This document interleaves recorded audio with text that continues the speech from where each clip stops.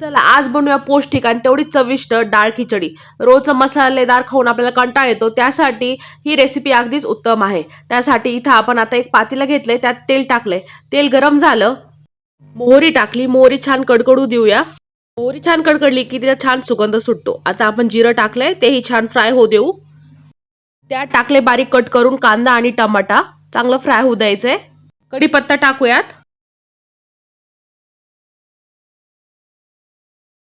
आता टाकूया आलं लसूण पेस्ट. आलं लसूण पेस्टने छान स्वादही येतो आणि सुगंधही छान येतो. आलं लसूण पेस्ट आपण नंतर टाकली, आधीच तेलामध्ये टाकली नाही, कारण की ती करपण्याची शक्यता असते. कांदा टमाटा फ्राय झालाय, आलं लसूण पेस्टचा कच्चापणाही गेलाय. आता आपण त्याच्यात टाकूया बारीक चिरलेला धुवून घेतलेला बटाटा. बटाटा टाकल्यावर आपण लो फ्लेमवर थोडंसं झाकून ठेवू, म्हणजे आपला बटाटा थोडा वाफेवर शिजेल. इथे आपण घेतलेले आहे डाळ तांदूळ. आपण डाळ घेतलेली आहे मूग आणि मसूर, आणि तांदूळ घेतलेला आहे आपण आंबेमोहर. तांदूळ आपण 6 मूठ घेतलाय, आणि मूग डाळ 1 मूठ आणि मसूर डाळ 1 मूठ. आता तुम्ही तुमच्या घरच्या क्वांटिटी प्रमाणे जितके लोक आहेत तितकं कमी जास्त करू शकतात.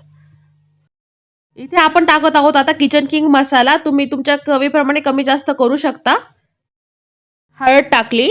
घरातील लहान मुलं खाऊ शकतील म्हणून आपण लाल तिखट टाकलं नाही. डाळ तांदूळ आपण स्वच्छ धुवून घेतलेले आहे. डाळीपासून आपल्याला छान प्रोटीन भेटते, आणि डाळ खिचडी ही अशी रेसिपी आहे जी लहानांपासून मोठ्यापर्यंत सर्व आवडीने खातात. आता इथं आपण आवश्यकतेनुसार पाणी टाकलंय.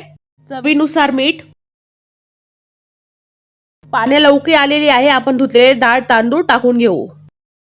आता ज्याच्या त्याच्या आवडीनुसार, कोणाला डाळ खिचडी घट्ट लागते, कोणाला पातळ लागते, जसं जसं शिजत येईल तुम्ही तुमचं पाण्याचं प्रमाण कमी जास्त करू शकता.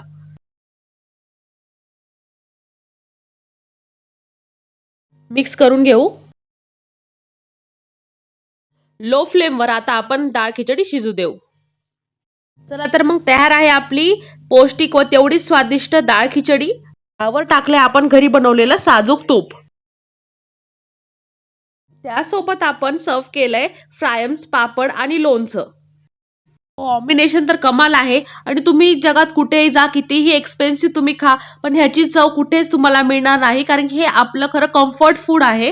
तुम्ही अशी डाळ खिचडी बनवा, लहानापासून मोठ्यापर्यंत सगळ्यांना आवडेल आणि सगळे फास्ट फूड विसरून जातील. तुम्हाला डाळ खिचडीची रेसिपी आवडली असेल तर आपल्या चॅनलला लाईक, सबस्क्राईब, शेअर नक्की करा.